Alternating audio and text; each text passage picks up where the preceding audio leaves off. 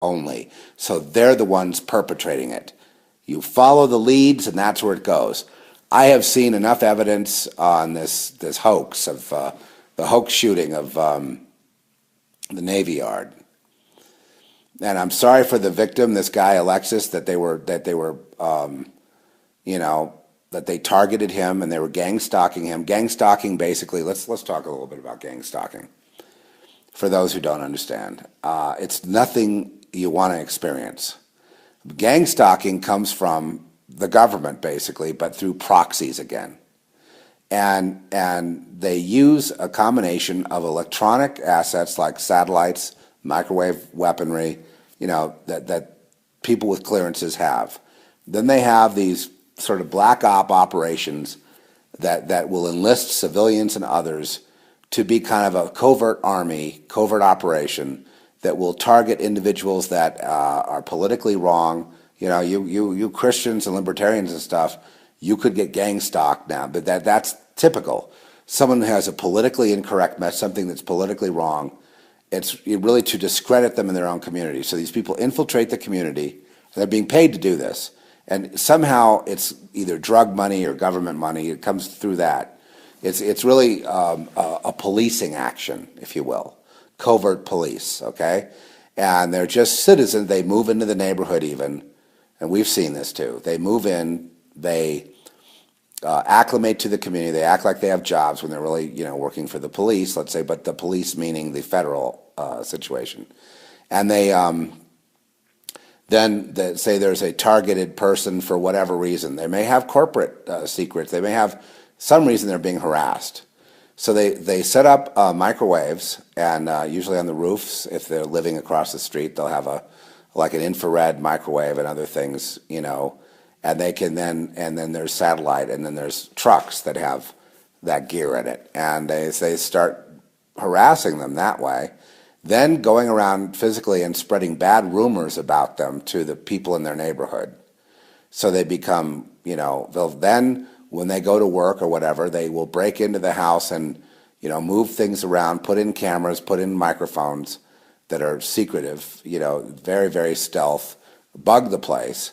Then they monitor them while harassing them with the purpose of driving them to be discredited, in some cases commit suicide, or even, have to go seek the help of psychiatrists to be put on drugs because they're hearing voices, and the voices are coming from they're being dealt with. Some of these actions I've thought, well, gee, was that target really worth it? There's just some lowly person that we knew one, and they break in, they will rifle through your clothes and leave like a kind of a mess. Sometimes they will break in and rape. Drug and rape if there's a pretty girl there or whatever, drug and rape her, and then it's all gone the next day, and just terrible things, terrible corruption, terrible thing. In one case, we knew of a woman in San Diego who was moving to a new apartment and was all excited, but then realized that she was being gang stalked, and then they were breaking in, they were moving stuff around. Not enough to drive her nuts, and eventually she caught some kind of she eventually was hospitalized with some kind of a injury to her leg, like a surface wound, a gash or something in her leg, and then it became infected in the hospital, and she died. And it was like, wow! It just seemed to me she was targeted, and then her daughter, had to find, we were ministering to her daughter, trying to help her get a place, and apparently she moved in with relatives. But this was a really sweet person, and what drove them, I think, off the cliff was they just got a new job being a greeter at either Sam's Club or Costco, being one of the greeters there. Life was turning over a new leaf, and then this happened, and this kind of led to that injury, which led to the hospital, which led to the infection that killed her. And you go in with a little flesh wound and you come out dead. Now, it all seemed to be they just wanted to eliminate her. And what was she guilty of? She was not an asset of any kind. She was not a player of any kind. She was just a lowly Christian woman. what were they doing gang stalking her, you know? And how was it that she picked an apartment that would be right there where these gang stalkers would be like next door? You know, and they had somehow access to a key, and they could get in, and they could, you know, it was harassment, you know. And then obviously, when you have that kind of thing, you know, and then there's gaslighting, which basically is theater, where a group of seemingly strangers comes up to you in, you know, on the street, and they love Walmart somehow. They're all over Walmart. They come up to you in somewhere, wherever you go to shop or whatever, and they stage something where they involve you in it, and somehow they know you and they know all about you, and to make you paranoid, to make you like, what's going on, to make you run with fear, or they follow you in your car, or they'll sabotage the car, so that, you know, you could have a breakdown, or worse, you could get killed. You know, and it's a kind of a wide spectrum of things they do, but it's all tightly coordinated, and you know, you know, the people involved could even be from your own family. Could even be from your own family if they're tied into that network. And who is the network? The network are Luciferian assets. I'll just put it that way. They are those who are on the, quote, other side. Of course, that shouldn't be such a stretch. They are those that are mind-controlled. They are those that belong to the devil. They are not Christians. They are not, you know, they are those who have been initiated into it. And these people are, you know, contractors. They're, you know, they are the system. That's the best way I can describe it. You know, they all have their god Satan. You know, that's what. But ultimately it's a spiritual battle against these things and these people and these events. I don't know why they would pick on citizens that had nothing to do with some kind of something that could bring down someone in the government or someone that could expose the truth. Perhaps the reason they would just target, I don't know what causes them to target who they target, but it seems to be more spiritual. In other words, this was a pure-hearted Christian woman that was targeted. The only thing she had that was a threat was her faith to God, and she was a lamb. In other words, she was, you know, like a virgin to their system. She wasn't part of it. And what happened was just, you know, I look at it like another way. I look at it like the Lord brought her home, and she's fine, you know. Don't worry about her, she's fine. But that was just so bizarre how it was gang stalking, then death.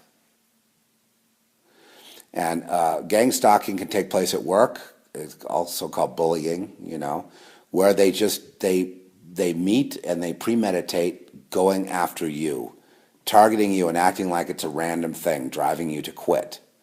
Okay, that's just another form of it.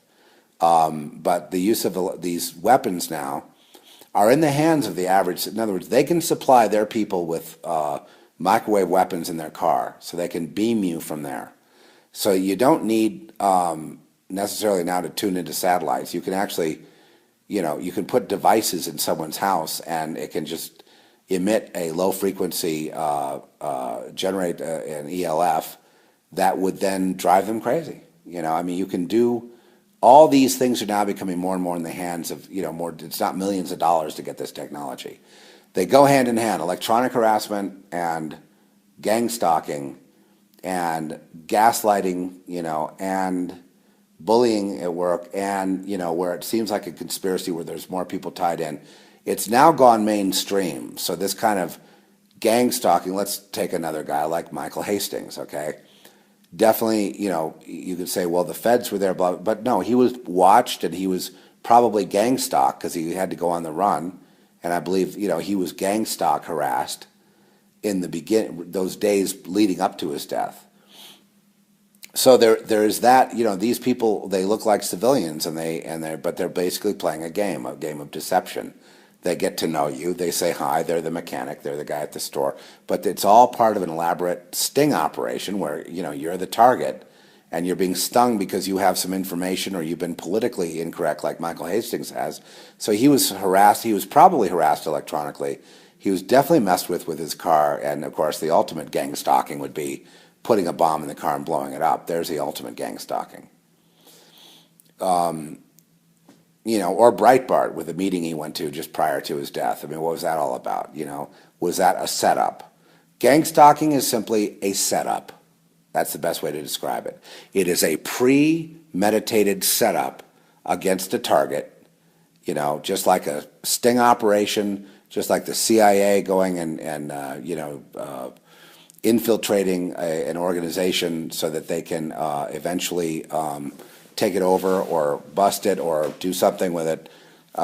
It is that. It is the assets of the government being turned on the citizens in a covert way with the use of, you guessed it, actors, some of which are actually just trained actors.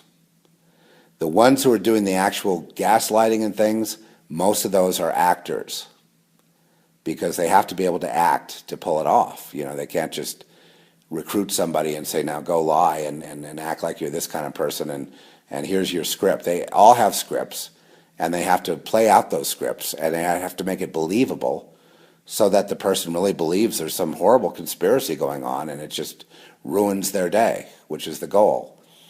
It ruins their sleep. You know, then they beam them with weapons at night so they can't sleep. Then they gang stalk them the next day. Pretty soon they've gone, you know, weeks without sleep, months without sleep, you know, getting paranoid, checking into doctors, getting on medication, and they don't stop until their lives are ruined. And what's the motivation? They were considered a threat, and so they were targeted with the idea of ruining their life with non-lethal weapons, so that the only fault the public would ever see is on them, and they were just paranoid or mistaken. All this claim of conspiracy and gang stalking was all a bunch of hooey, and now the person's dead or they're gone or they're you know, whatever happened. They were the ones who flipped out. They were the ones who went mad. They were the ones who made the error. You know, Alexis was the one who, he was disturbed. He was mentally ill when in actuality he was being targeted and he was being gang stalked. And then he was being, you know, I don't know what the motivation was to go there. Some people think he was retaliating. He was following where the voices were coming from. He was going to go attack. And other people think that, you know, but then why would he just shoot random people? Maybe because when they're gang stalking, he might feel they're all in on it. I don't know. The other question is, were there random people? You know, and why was Obama then ready to go already the day before? Why was he ready to go with the program of gun control? So to me, it's like the federal government is setting these events up, one after another, using crisis actors, Hollywood producers, wag the dog, in your face. People get killed, i.e., the people perpetrating this or benefiting from it are the murderers. And they don't get arrested. So who are they? Criminals. What happened? America coup d'etat was taken over. 9/11 was just the hors d'oeuvre. And it's just a really lousy world, isn't it? Oh well, but that's really the truth. I don't need to get more specific than that. All I need to see is the crisis actors. And once I see they're involved, I know it's a hoax. I don't need to waste my time on it. I don't want to go in. I don't need to prove, you know, we already proved, you know, Sandy Hook. We proved enough about it. We haven't followed everybody around and gotten interviewed and chased all the crisis actors to their next gig. But those people, believe me, they will show up in gig after gig, okay? Because the government thinks you're so stupid, you'll never tie Sandy Hook to it's tied to Obama. He's obviously the beneficiary of it in terms of his gun control agenda. And also that he was involved with the people there.